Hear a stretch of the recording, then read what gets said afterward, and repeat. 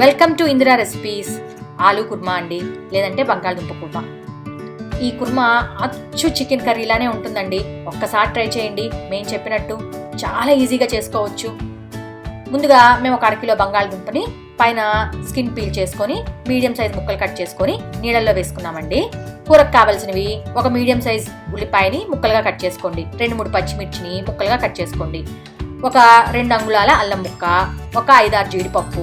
మీ దగ్గర జీడిపప్పు లేకపోతే పచ్చి కొబ్బరి ముక్క అయినా వేసుకోవచ్చండి.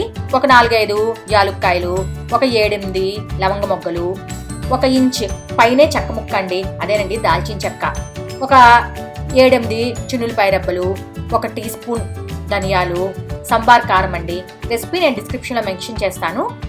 అది లేదు అనుకున్న వాళ్ళు ధనియాల పొడి కొంచెం, జీలకర్ర పొడి కొంచెం వేసుకోండి.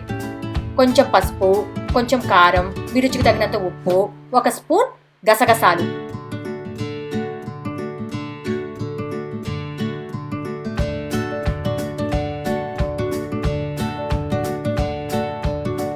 ఒక గిన్నెలో ఒక 2 స్పూన్ల నూనె అండి, కొంచెం నూనె ఎక్కువే పడుతుంది అనుకోండి. నూనె కాగిన తర్వాత అందులోకి మనం ముందుగా కట్ చేసుకుని పెట్టుకున్న ఉల్లిపాయ ముక్కలు, పచ్చిమిర్చి ముక్కలు కూడా వేసుకోండి. వాటిని ఒకసారి వేపుకొని మూత పెట్టుకొని ఒక 2-3 నిమిషాలు ఉడకనివ్వండి. మరి మాడిపోయినట్టు అవ్వకూడదండి ఉల్లిపాయలు. కొంచెం వేగిన తర్వాత మనం కట్ చేసుకుని పెట్టుకున్న బంగాళదుంప ముక్కలు కూడా వేసుకోండి. తర్వాత మీ రుచికి తగినంత ఉప్పు, కారం, పసుపు,